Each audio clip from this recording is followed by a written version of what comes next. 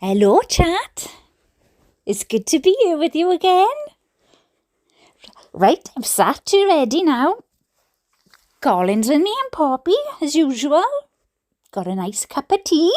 Hope you got your cup of teas ready. But just don't spit them out. Or over laptops or iPads or anything else, because my reviews after the wonky donkey means that I think I've damaged a bit of property. But please don't, I'm not liable, all right? I'm sorry, I did warn you. You needed to be near the toilet. You might have needed the wee. So you might have needed the loo, right? Anyway, okay, so I'm going to go back to the book that we're reading, part 3. So where we left off was Tony and Brenda and Emma were stuck up on the mountain, if you remember. And now they've got off the mountain. So we'll go to the book now and we'll take it from there.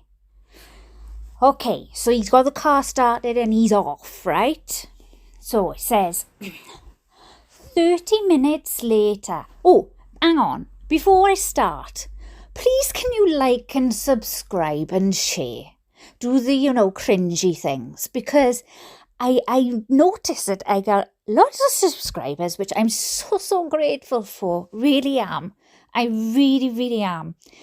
And I also noticed there's lots of people who are not subscribed, but they're reading, and I'd love it if you would subscribe. It's free. Even if you don't follow me any further, I would just really appreciate if you just hit the like button or just hit the subscribe button. I would appreciate it so much. It would mean a lot to me. Thank you. Thank you very much. Okay. 30 minutes later, and we were pulling into Scott Street, the home of my grandmother. In order to prevent another breakdown, it was imperative that my dad kept the car moving. Bubbling over with nervous energy and looking a little wild-eyed, he threw a sharp look over his shoulder. Right, Brenda, he began. We can't stop. I'll slow right down. You jump out, go get Mum. I'll drive round the block and then you'll both get in. She's in her 70s with an heart condition and diabetes. He's not going to stop. We're going to drive around the block. My mother blinked. You want me to ask your 70-year-old mother to jump into a moving car? She asked. It'll be a crawl at best. Come on, it'll be a crawl. Oh, this is ridiculous, muttered my mother, opening her door to the moving road beneath her. Put both your feet out before you jump, advised my father, shouting. Both feet, Brenda, checking that there was nothing coming in either direction, hooked her feet onto the edge of the frame. Oh my gosh, I can't still remember. And with a few deep breaths, launched herself out of the side door with the urgency of a parachute jumper. I stood up on the back seat and I watched as she bobbed away and skidded to a halt, clutching herself on the chest with relief. Realising that her passenger door was now wide open, I was only inches from it. My mother burst into a frantic sprint, caught up with the car and slammed the door at a stretch. I watched as she grew smaller in the back window, her panting frame heavy, even its way towards my grandmother's house. All right, Tony, I heard a voice shouting from behind me. It was a man in coal-stained overalls, standing on the pavement and waving. All right, Di, shouted my father, with his window down. Okay, just so you know, anyone who's called David in Wales is known as Di, right? D-A-I, and we call him Di. All right, Di? His name's David, but we don't say David or Dave unless, it's very formal or whatever. All right, Di? So he goes, all right, die, shouted my father, winding down the window. I can't stop. Starter motor's playing up. How's your mother? Oh, she died. They shouted back with a nod. Sorry to hear it, yelled my dad back. Don't worry, they'll die. Fading away as we turned the corner. It was nothing serious. She died, blowing Ekman. My father shrugged a little and gave a sigh. There was a heavy and sweet smell of bacon in the air in Treherbert, and I would have given anything to stop and search out the source. The terraced houses were a maddening jigsaw of similarities. Women in aprons, arms folded, standing in doorways, shouting gossip across the street. Oh, I remember that as a child. In my street, all the mums would be out on the either on the doorstep or up by the gate at the end of the garden, watching us all playing in the street, and they'd all have their cups of tea. And they'd just be gossiping, they would be. About neighbours they liked and didn't like, probably. So shouting, gossiping across the street, children of my age sitting at their feet sucking on scones, and behind them a mountain bearing down on everything, so close it felt as if the wind could blow it down and swallow the streets. This wasn't like where I lived. There was no one shitting in the bushes. It was a strange sensation to be creeping past everyday valley life. The scrubbing of doorsteps. Oh, yes! We scrubbed on our doorsteps. We used to scrub the doorsteps. I always remember my mother doing it as a child. It was to polish the doorstep.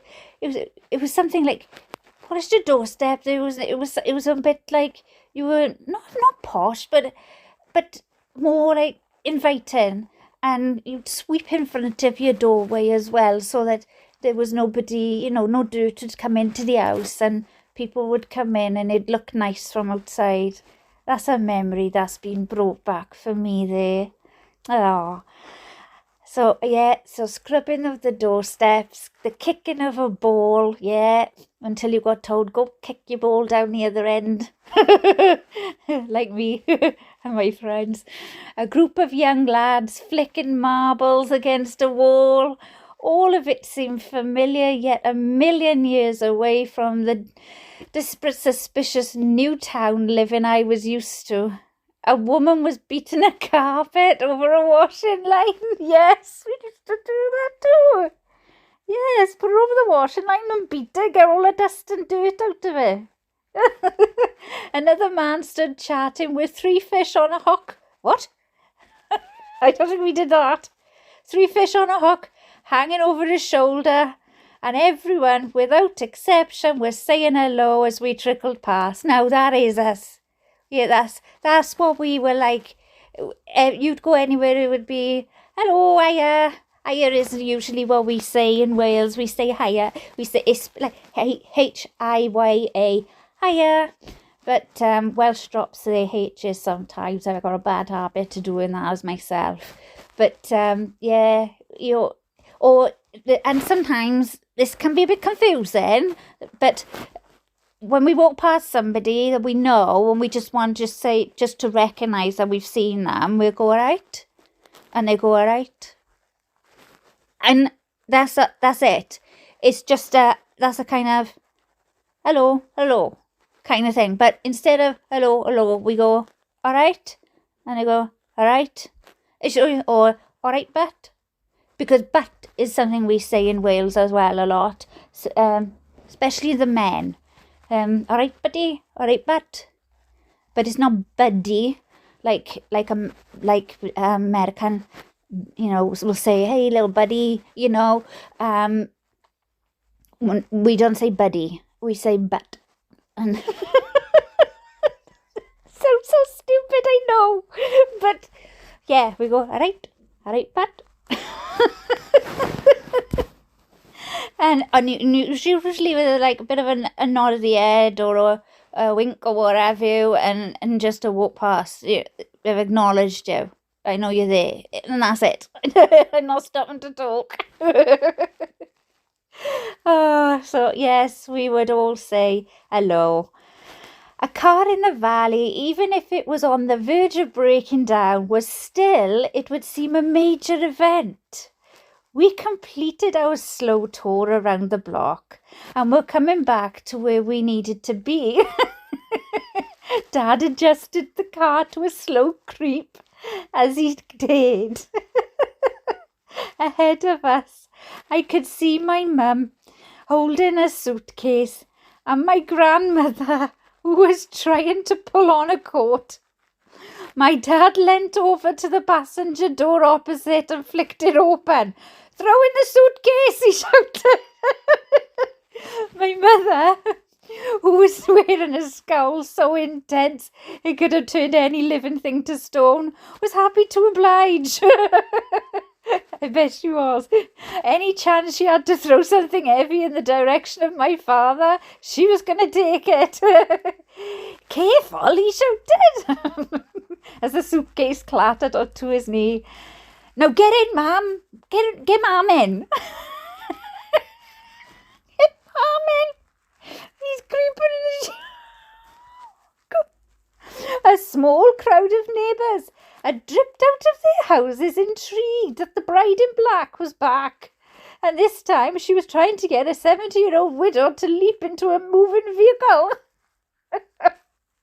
This wasn't how they did things in the valleys, that was for sure. "Ma'am," yelled Tony, gesturing wildly with his hand. "Get in! You can do it!"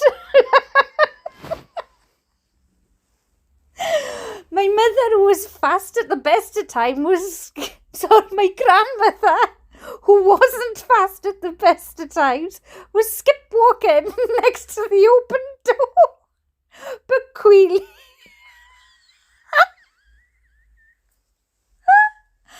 Oh, can you imagine?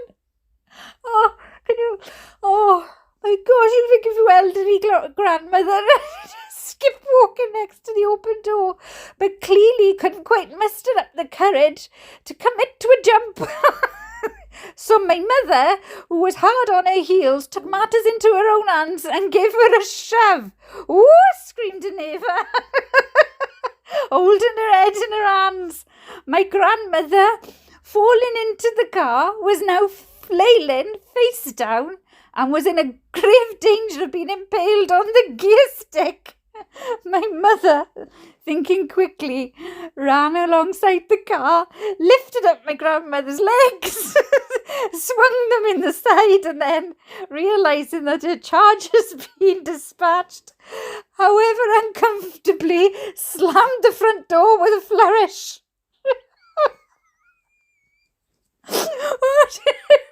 She then ran round to the other side of the car, opened the door and leapt in whilst fixing the onlookers with a strained smile and giving what can only be described as a sarcastic wave.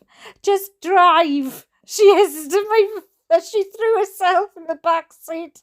And for once, Dad did what he was told. Oh, God. I gotta have a drink. Hang on a second. Oh.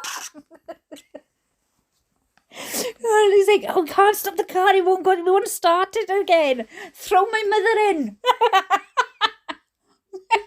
Dads are funny.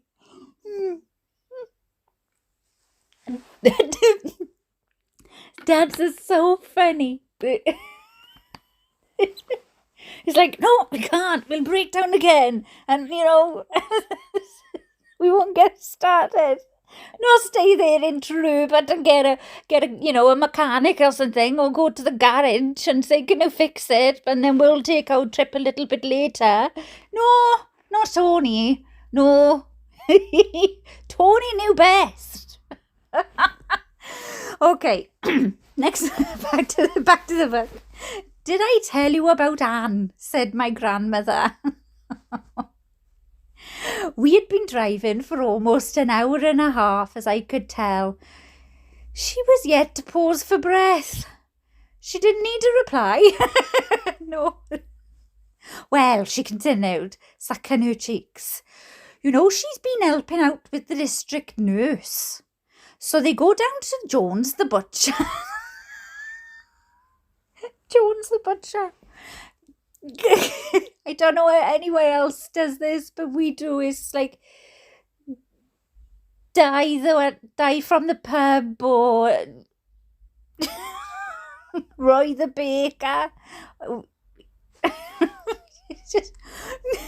She goes, so they go down to Jones the butcher, and he lives with his mum. Anyway, they've gone in, and he says, I think there's something wrong with her. I haven't had a peep out of her since last Tuesday. Oh dear. So Anne goes in to have a look at her, and there she is, sitting in a chair, stone cold dead. So Anne turns to Jones the butcher and says, I'm sorry to have to tell you that your mother's dead, and what's more, she's covered in ants.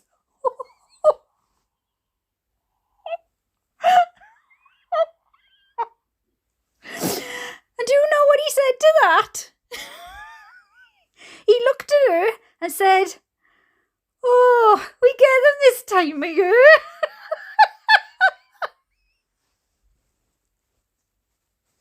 Oh my gosh. Can you imagine that? We get them this time of year. Not bothered that his mother's dead in a chair and covered in ants. Just that we get them this time of year. I mean, that's not normal, is it? Salva, suddenly screamed my mother, pointing wildly at a road sign. Oh, we're here, oh, thank God. As we passed the boundary into Salva, a fat, juicy drop of rain. He's covered in ants. A fat, juicy drop of rain exploded onto the windscreen. Dark clouds had been gathering, and although it was only 5 o'clock in the afternoon, a dread gloom had descended. A wind, sweeping in from the Irish Sea, was prowling over the cliff tops as we drove, one windscreen wiper valiantly clearing bucketfuls of water with every sweep. My mother slumped her forehead against the window. Is there any chance, she mumbled, that a passing ambulance might pick me up and take me somewhere for a lie down? Weather's terrible, announced my grandmother, stating the obvious. That's what grandmothers do. How are you going to get this tent up then, Tony? She said. The campsite where we were staying was little more than a field sloping off towards the cliff edge. Oh, God. On one side, there were a few caravans on bricks, permanent fixtures, ever hopeful that someone might want to breathe life into their damp, musty frames.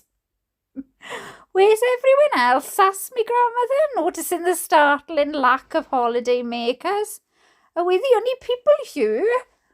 The rain was now lashing down in sheets. My dad, who had left the engine running for obvious reasons, had made a dash for a wooden hut that looked as if it might have someone in it. It didn't. It was locked. Leaping over already foaming puddles, he ran over to the caravans and peered in. Looking back towards the car, he threw us all a shrug. Great, my mother muttered. No one's here. That's all we need. Dad jumped back into the car, rain dripping down his face. I can't find anyone, he said, wiping the wet from his eyes.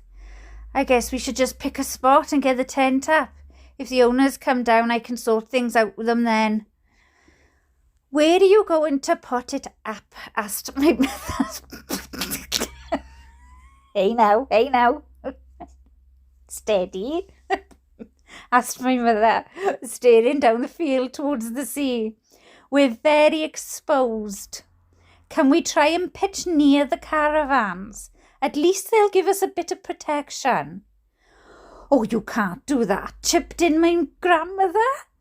"You're not allowed to put tents with caravans, Gwenny told me." Oh, Gwenny. Oh, there's a lady, I believe a lady that follows me. And we were having a little chat, we were, and I said that the name might have been said Gwenny years ago. And that's a coincidence. That's just come up in here. Ah, it's funny. Yeah. "You're not allowed to put tents in caravan," Gwenny told me. Who the heck is Gwenny? "But no one's here," complained my mother. "Who's going to be bothered?" "Best not," said Dad, agreeing with his mum. The owner could come back and tell us to move. I don't want to have to put it up and then take it down again. My mother bit her bottom lip, closed her eyes and threw her head back into the back of the seat. I stood up and stared at her and understood that this is what you look like when you wish you were in Greece, but instead you're on holiday in a damp circumstance with your mother-in-law. The car bounced and slurred its way across the field. "Over there," Mum yelled, pointing. "Go over there by that fence. We can tie the tent to it so we won't get blown away."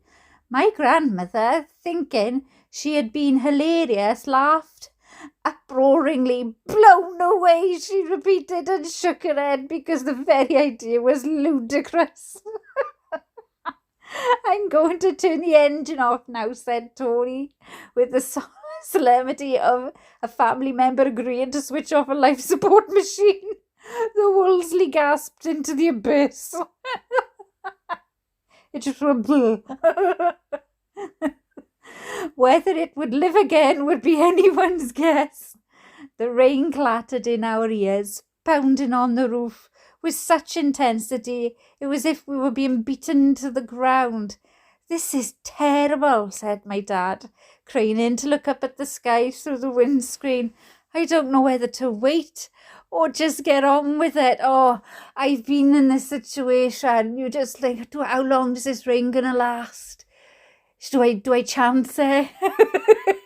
Anyone who's been camping and it's been raining and we need to put a tent up, you know what I'm talking about. "Oh, just get on with it," ordered my mother in a heartbeat. "I've been sitting in this car for 8 hours. Nodded Tony. "I think you're right. At least then we'll be able to set everything up. Get some tea on.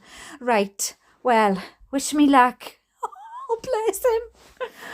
Putting a tent up is complicated at the best of times, and watching my father battle with poles, pegs, and flapping canvas whilst being hosed down by the onslaught of rain was a bit like watching an episode of It's a Knockout, where the contestants are blown over by water cannons. My grandmother decided that we all needed our minds taken off the fact that this was our holiday, kept us going with sorry wartime tales.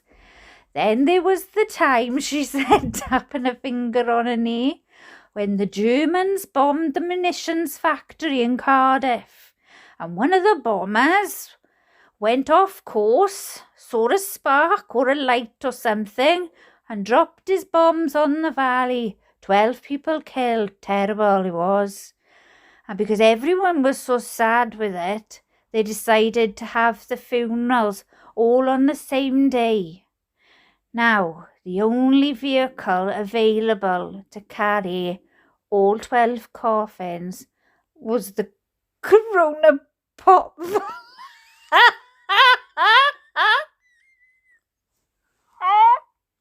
The Corona Pop lorry. So, Corona. Oh my gosh. When I was a kid, there used to be a pop lorry. You used to come round on, it was like a truck, and you used to go out there and get your pop, and it just like dandelion and burdock and your cheap Coke and things like that. And it was by Corona. So pop soda, whatever state you call it, I know it's pop. Pop you. The only vehicle to carry 12 coffins. was the Corona Pop lorry. All stacked up they were, she says, in the back. Oh, God. But the thing was, when the pop van brought the coffins up the valley, people didn't know whether to laugh or cry. You know why? Silence. Because the slogan for Corona Pop, which was written in massive letters on the tailboards, was cheaper by the dozen. Terrible. Cheaper by the dozen. Terrible. Just terrible. Because there was 12 of them, see? Which is a dozen. Imagine not noticing a thing like that. I saw a dead sheep today, Grandma. I said out of the blue. You never did, said my grandma with alarming urgency. Ooh, that's not good. They say it's bad luck to see a dead sheep on a day of travel.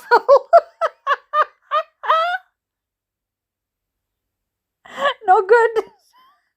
No good at all. No good to see a dead sheep on a day of travel. Oh, gosh, these old sayings. As my grandmother, who was prone to the supernatural, tutted on about how a dead sheep portends nothing but doom, I began to believe that the storm might be my fault. Had my random encounter with a rotting carcass precipitated our family into a spiral of disaster? Were the holiday gods throwing down their first thorn? I clung to my mother, who had assumed the limp, lifeless form of someone who at that moment would be more than happy to pass into spirit. Let's not talk about the dead sheep any more, she mumbled, clutching her forehead. It was just a dead sheep. Meanwhile, against all the odds, Dad had got the tent up. Good on you, Tony. He's a good one, isn't he? As feet go, it was up there with scaling Everest. His face dripping with rain appeared at the window. My mother, sensing his presence, rubbed a hole in the condensation so we could get a better look at him. Nothing, not even seaweed, could have looked wetter. Come on, Nan, he shouted through the wind. Let's get in. The dash to the tent felt dangerous. Even though it was no more than a few feet. The rain was whipping down, and each drop landed with a sting. This is like when it snowed in 1947, shouted Mam, running down towards the tent. Snowed right up to the bedroom windows. All through that was snow, not rain. Jesus, exclaimed my mother, shaking the water off. It's torrential. Are you sure we're safe? My dad looked out through the tent door at the screaming weather. It can't stay like this for long, he said, with a hopeful nod. It'll be blue skies in half an hour. You watch now. Just wait for a bit. And then when it stops, I can get the stove up and get the tea on. And then we can go for a nice walk. Maybe go down to the beach. He turned and looked at us with a smile. You must be mad, said Mam. All matter of fact. Then, throwing me a look, this'll last for days. She saw a dead sheep. Everyone turned and stared at me, and somewhere in the distance there was a low rumble of thunder. Oh, gosh. Storm or no storm, this was an occasion for me to savour. It was my first time inside a tent that was going to shape my foreseeable summers. Everything was already damp or completely wet. I was standing in a small puddle of water, and a metallic smell of rain permeated the interior.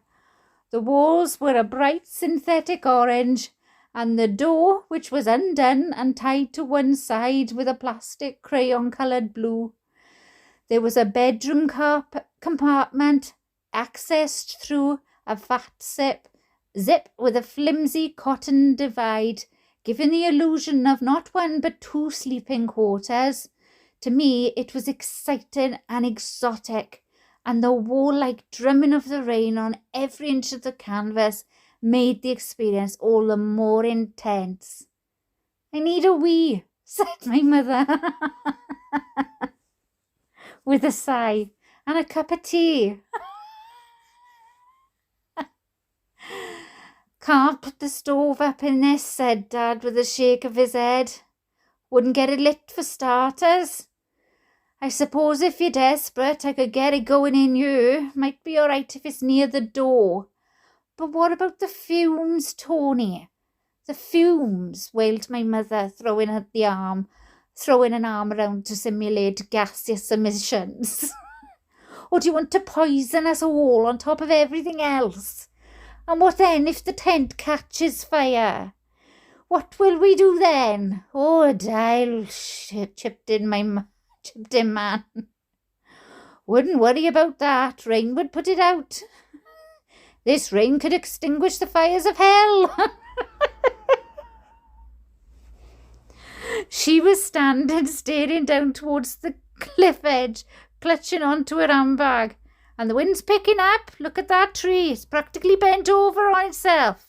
This is bad. Tony, this is very, very bad. Here you are, said my Dad, handing my mother the pink plastic bucket. What's this, said Brenda, staring at it. Toilet, muttered Dad. Who then unfolded 4 chairs and placed them in a line. You want me? You want me to piss in this while you all sit there and watch? Asked Brenda. What am I, the evening's entertainment? Well, we'll all go and stand in the bedroom compartment and look the other way. That's what we'll do. Come on, Ma'am. Come on, Em. Let's go. We'll let Mummy have a wee. Come on. I need to go as well, announced Ma'am.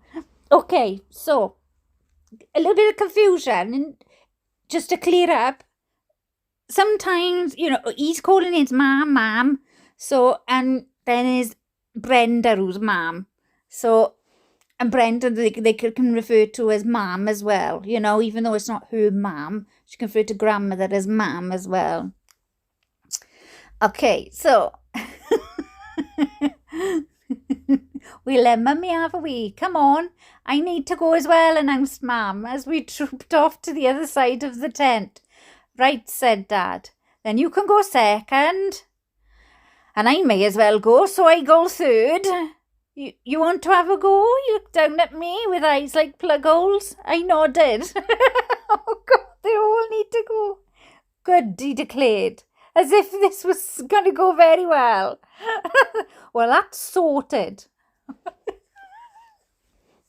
I was quite determined to take my turn on my own. So when my mother asked me if I could manage, I was adamant I could. The pink bucket, now sloshing with 3 layers of urine, was perched in the darkest corner of the tent. I had made sure that everyone was not only in their bedroom compartment, but zipped in as well. This was a solo flight, and I would complete my ablutions unassisted. My parents, sensing, in the absence of any other sort of holiday-based fun, that this was an opportunity to humour me. We're happy to play along. Don't look, Daddy, I shouted as I negotiated my path towards the bucket. We've all got our eyes closed, he shouted back. Haven't we? No one's looking. No one's looking, piped up my mum. I'd never pissed in a bucket, oh crikey. I'd never pissed in a bucket before. So as I took down my tights, she had tights on. As I took down my tights and pants, I had a quick negotiating peek. Clearly, I could just sit on it like a toilet. So I did. But my 3-year-old body was smaller than the bucket circumference, and the next thing I knew, I was Constantine, knees thrown up and squashed against my chest. I was sinking slowly towards 2 generations of excretions. I let out a small yelp This sort of yelp that cub stuck down wells might make. Oh, Christ, I hit my mother. Yeah, I was still clinging to the idea that this was something I could deal with. So as I heard the compartment zip being frantically ripped upwards, I made a surge using both my arms and legs. It was a terrible error.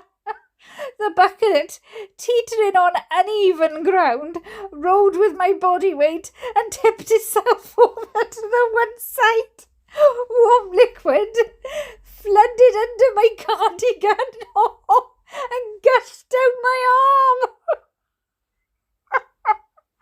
I was literally covered in piss. Oh God, Emma! Emma, no! Yelled my father as he yanked me out of the bucket. My mother, incredulous that this day couldn't get any worse, just stood and stayed with her hand over her mouth. Don't worry, announced my grandmother. Urine is an antiseptic. As if that would sweeten the pill. Or is that just your own? What are we going to do, wash my father? We've got nothing to wash her with. My mother, thinking quickly, came to an obvious conclusion. We'll have to use the rain. She'll have to go out and stand in the rain. Oh, that's all we can do. Take her clothes off. Emma, you're going to have to go and have a run around the car as quickly as you can. And the rain will wash you clean. I want you to rub yourself up as hard as you can as you go in, yeah? And then you'll run back here and we'll get you dry. Have we got a towel? Tony, have we got a towel? My father, who was undressing me as I stood, my arms out stiff with horror, nodded towards a green bag. In there, there's some clothes as well. Get those out. There's pee all over the floor, ma'am, Prof. Pointing. All under there, and there. Right, said Brenda, taking hold of my hand and walking me towards the tent. Let's pretend that the rain is a great big bath and you're going to run into it. And then you're going to run to the right back around the car and right back. Do you understand? I was cold and naked. I looked out into the sheet of freezing wet. The Wolseley was so battered with rain that it was disappearing into its hollow spray. Grass was turning to mud and brooks of water were bubbling down and away. The last thing I wanted to do was run out into it. But whatever this short, sharp shock was going to offer, it was still better than being covered with the sticky byproducts of my family's kidneys. So I dashed out. The rain was like ice. Oh, with a slap of cold, my breath caught in the back of my throat. Slimy mud was squeezing up through my toes and fat thrashing raindrops were washing salt into my eyes. I slid round the front of the Wolseley, putting my hand out to stop myself from slipping away. Over the waterfall of noise and wind, I could hear my mother shouting at me to scrub myself. So as I ran, mud exploded up my legs. I clung on to myself and rubbed. Emerging from behind the car, I dashed from the open door of the tent. My dad was holding a large towel like a safety net. And as I ran in, he caught me and scooped me up. Oh, the combined instant warmth of the towel and being held close to my father was a blessing. Well, said my Welsh grandmother as she pulled a jumper over my head and my mother rubbed my legs. Could have been worse. I could have had a poo. Oh,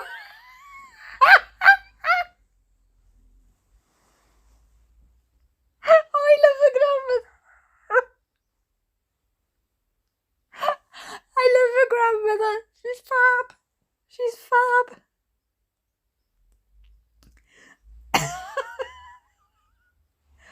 Oh, 3 hours later, three hours later, and the weather still raged. Oh gosh, it had turned dark, and the wind was so ferocious that the tent frame was complaining with the strain. The canvas sides were buffeting back and forth, and my grandmother, who still hadn't let go of her handbag, was terrified. With only the light of one small torch to comfort us, we took it in turns to eat pickled onions out of a jar, the only food we could eat without cooking. "This is the grimmest meal I've ever had," said my mother, chewing. "I'm not being funny," began Mam, "but this isn't just a storm. It's something more evil. I can feel it."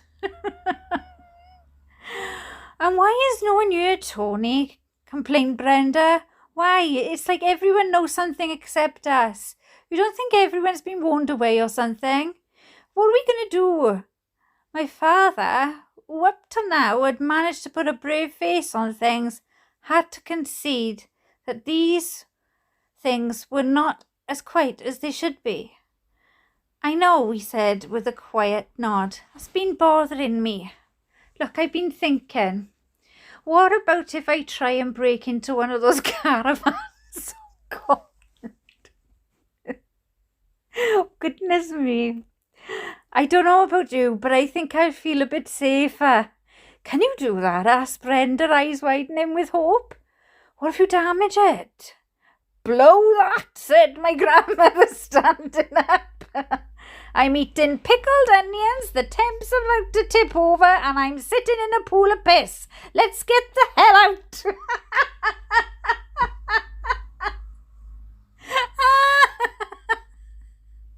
Unzipping the tent door, the storm hit us straight on. The wind was now so fierce that it was almost impossible to walk. Picking me up, my mother held me close, folding me into the crook of her shoulder. I looked back and watched the tent, now open to the elements, billow as the wind raged through it, delivering body blows. I gasped as it swayed violently to the left, then right, putting up one last fight before crumpling to the floor. It was as if the wind had assumed a monstrous form, strolled into our camp and torn the tent at the neck. Mam was immediately behind us, handbag flapping in the air and holding on to her hat. She had a bloody hat on. Of course she did. Of course she did. She was unable to move forward. Instead, she spread her legs and dug in, waiting for the gusts to pass. The ground beneath her was now so sodden and precarious that she seemed to be sinking into it. Oh. I looked forward to see my father jimmying open the large black window of one of the caravans. Pushing himself up with his arms, he slid inside. Oh my God, he's breaking and entering. Pushing inside, he got in and disappeared from view, only to reappear moments later at the caravan door. He was shouting and gesturing for us to come, but the wind was now so strong that he was just completely inaudible. I again looked back at my grandmother and watched in horror as she tried to pull one of her legs out of the swallowing mud. She took one brave step forward but lost her footing, fell over and then slid at some speed towards the edge of the cliff. Screaming as she went, I looked back at my father, who had now leapt from the caravan and was running to my grandmother. But he fell over as well, and he slid on his stomach, scrambling at the grass. Whether divine intervention or the presence of my father's driving gloves was to thank, there was no way of knowing, but somehow against all the odds they managed to collide, cling on to each other and come to a dreadful muddy stop. My mother, meanwhile, had done nothing but scream without stopping from the tent door to the caravan, unaware of the slippery chain of events. The chain of events unfolding behind us. She threw me into the caravan, jumped in after me and shouted, "Where's your father?" I ran to the back window and pointed. Through the murk we could just make them out. 2 blackened figures sliding and falling back up towards us. The door of the caravan flung open. Mum's startled, mud-covered face appeared from behind it. A fachult, she panted. Remind me never to come on holiday again. In anyone's book, this was a bad state of affairs. We were drenched, frozen and hungry. The caravan, which we had hoped would be an oasis of calm, was instead a stinking hole. There was mould on the walls. A strange, troubling yet indefinable smell, like bad eggs on sulphur, spliced with fish guts. Oh, disgusting. Oh my gosh. And worst of all, wind was piping up through the kitchen sink plug hole with a haunting devil-made screech. The pipe-based wailing was the final straw for my grandmother, who, as well as looking like she'd just been dragged up from the bottom of a lake, was now slumped like a guy tossed on the bonfire on a bench seat next to the window. This, she declared, raising a finger into the air, this is more than an act of God. Someone has brought this upon us. Well, said my mother, walking towards the toilet in the centre of the caravan, it's got nothing to do with me. You, ma'am, said Tony, wiping mud off his face with a tea towel. You didn't bring any of that Ouija board nonsense with you, did you? There is seaweed in the toilet, screamed my mother, reappearing. Seaweed, that's it. The sea has risen over the cliff. Oh, God, Tony, we're going to be swept away, bursting into tears. She threw herself across a brown plastic work surface and wailed inside of her elbow. Of course the sea hasn't come over the cliff, soothed my father. Don't be daft. It'll just be a bit of seaweed in the toilet. Maybe it isn't even seaweed. Maybe it's spinach.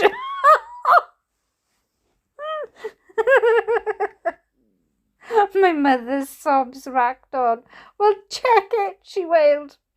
Check and see if it is spinach. My dad, with a sigh, poked his head into the caravan toilet. Oh, he said, as if he was properly interested. It is seaweed. And off my mother went again. But that doesn't mean it's come up from the sea, encouraged Tony, giving my mother a pat on the back. Come on now. There's no way the sea can rise over the cliff, is there, ma'am? Well, it can if it's a tidal wave, she mumbled from under her hat. But it's not a tidal wave, is it? Battled on my dad. Anyway, looks very old, dry seaweed. That's not fresh seaweed. Do you promise? Cried my mother, looking up at him. Yes, it's definitely not just been put there by the sea. I can promise you that. We are perfectly safe. And as he said those fateful words, he clicked the back window, which he had climbed through to give us shelter, blew in. We all screamed. Because there hadn't been enough screaming on this holiday, not by a long chalk. Oh, wind howled through the caravan, punching everything in its path. My mother, who had been bent over by the sink, was now clinging onto its edge, hair streaming back from her face. Mum was on her knees on the floor, and Tony was grabbing a foam bench seat and fighting to get to the window, which was now hanging on by a single hinge. I was pinned against the toilet's door, splayed by the weather. Everyone's voices had been swallowed up by the wind, and although I could see that everyone was shouting, nothing could be heard above the jet engine din.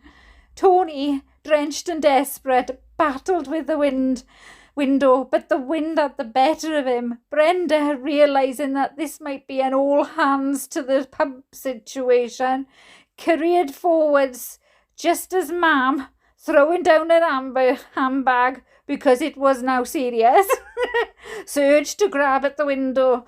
The force of 3 adults clattering to one end of the caravan was catastrophic. Everything lurched forward, so with a tree crack and shudder, the front end of the caravan came off its bricks. Everyone was thrown to the floor. "Get out!" Tony cried, pushing Mam up to a standing position. "Get out, everyone, get out!" Grabbing hold of my arm, Brenda hooked her free hand around a cupboard unit and hauled me towards the door. The caravan was creaking with such menace that the blind terror took hold. There was no doubt in any of our minds: get out of the caravan or die.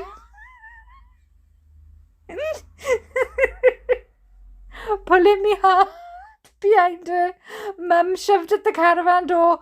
"Hold on to me tight," she yelled, looping an arm round my waist. The caravan was now at such a severe angle that the drop looked terrifying. We leapt into the rain, rolling onto the floor as we landed. Dad jumped out after us, turned and held his hands out towards Mam, poised in doorframe and gripping either side to stop the inevitable slide back to the front of the caravan.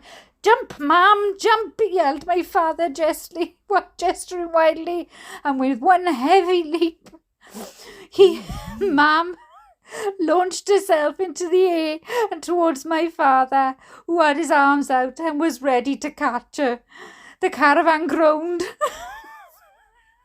A deep crunch shattered out from his underbelly. With one terrifying yaw, the rear creaked up to the vertical point, flipped over, and then rolled over end, crashing down the field, metallic smashes punching through the howling wind. Then with one sliding finale, the caravan fell off the edge of the cliff. "Where in hell?" wailed Mam as she watched it go. "Hell, I tell you!"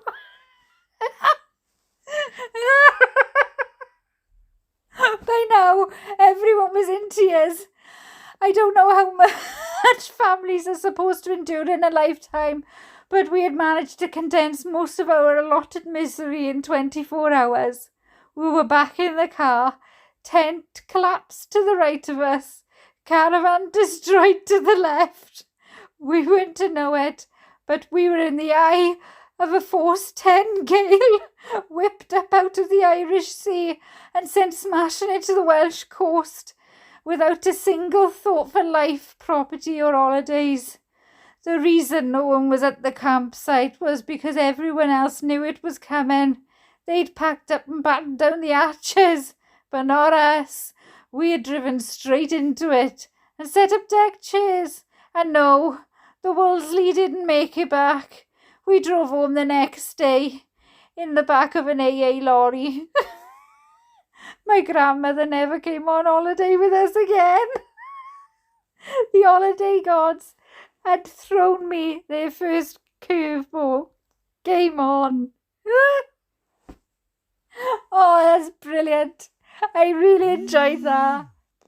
I really did. For anyone who's ever tried to put a tent up, anyone who's even tried to stay in a caravan on bricks, back in those days, and I love Mam, as in grandmother. I love her. I hope she doesn't go on holiday with them again, but I hope we hear from her again, because she's just hilarious. She is your typical Welsh grandmother. So I go, yeah, oh, so dead sheep while travelling. Oh, and the bucket. Oh, poor Emma. Oh, what do you do with it? What do you do?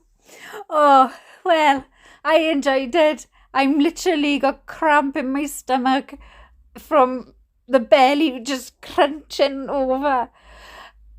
I hope you enjoyed it, chat. I really do. Please like and subscribe and share this out. Just remember, this is part 3 of the book. Part 1 and 2 are on here too. And I'll see you again, chat. I'm sure we'll be in touch soon. Take care, my lovelies.